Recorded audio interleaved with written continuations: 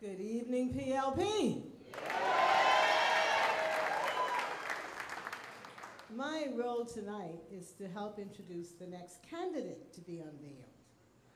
But before I do so, I have a disclaimer. We as a government have openly acknowledged that there are still challenges to overcome before we can realize the dynamic economy, safe streets, and crime-free neighborhoods that we are working for. We know that life is a struggle for many people, that unemployment must be addressed, and that housing is still an issue. Family, there is more to be done, but we should be proud of our record, as you have heard. No, it's not enough to have introduced a fairer electoral system of single-seat constituencies. No, it's not enough that seniors now have future care, primary residence legislation, a purpose-built rest term, and better pensions. And it is not enough that we have introduced mandated class sizes at the primary level, and now the Cambridge curriculum, which has demonstrated that our children can hold their own internationally. No, it is not enough. We know that the job is not finished. There is still work to be done. But praise God, we are not where we were in 1998.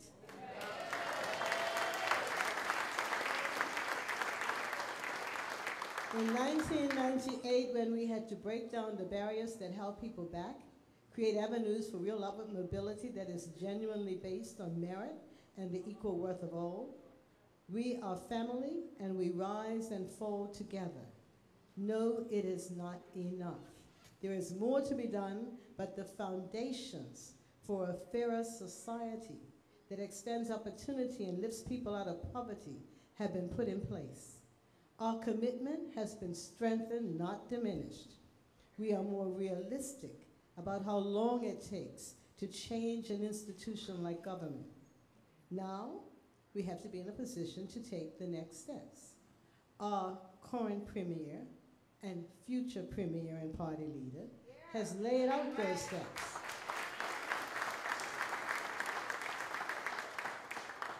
But we cannot progress to the next steps without you choosing to make it happen. Now to my introduction. When you were little, did you ever play I Spy with My Little Eye? And see what things you could pick out?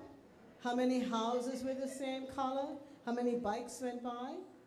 Even at a young age, you were training yourself to look at things and identify them for what they were. In spite of this early training, I bet you have been deceived by your eyes since. Older people say things like, "My eyes played tricks on me." In other words, it's normal to be fooled sometimes by what we see. Pastor Rewan talked about hindsight and foresight and vision. But it's important now and then to go back to that childhood game and test your eyesight. Are you really seeing what is in front of you? Have you ever seen someone you thought was one person, only to find out it was a mistake, it was someone entirely different? Whether it was an identical twin or a look-alike, it's an easy enough mistake. When you look at something, your brain interprets the optic nerve signals, and you translate that information into determining what you see or think you see. William Shakespeare said, "A rose by any other name would smell as sweet." But the opposite is also true.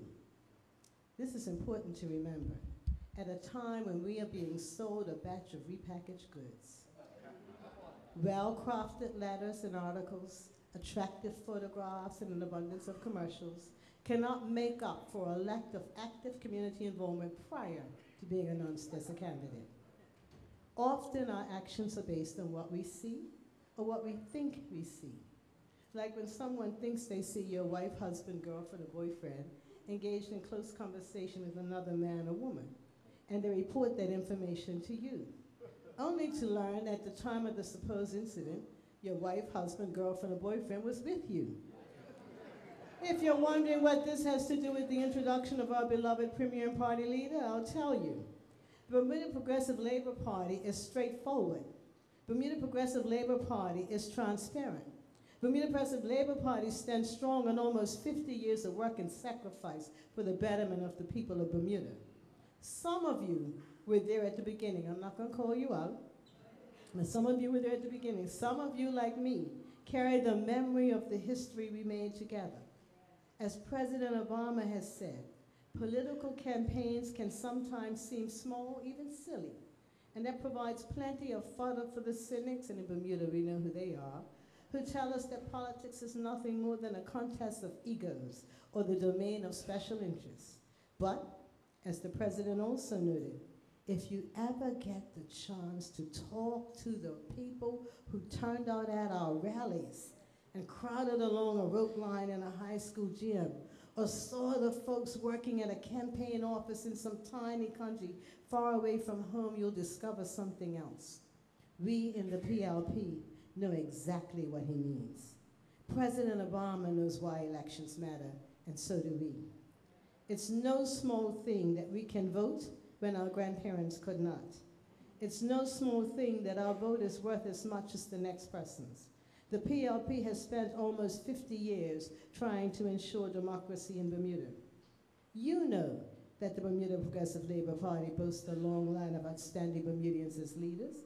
Leaders like Arnold Francis, Walter Robinson, Lois Brown Evans, Al Frederick Wade, Jennifer Smith, Alex Scott, Ewart Brown, and Paula Cox. The person I am about to introduce epitomizes the saying, what you see is what you get. She is like steel, strong but smooth.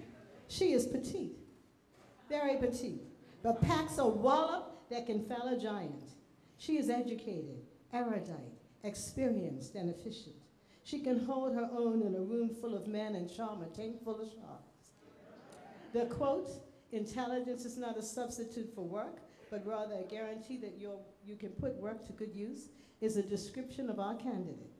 She was raised in a family that demonstrated by their every action that service to society was expected from those who had the benefit of being educated.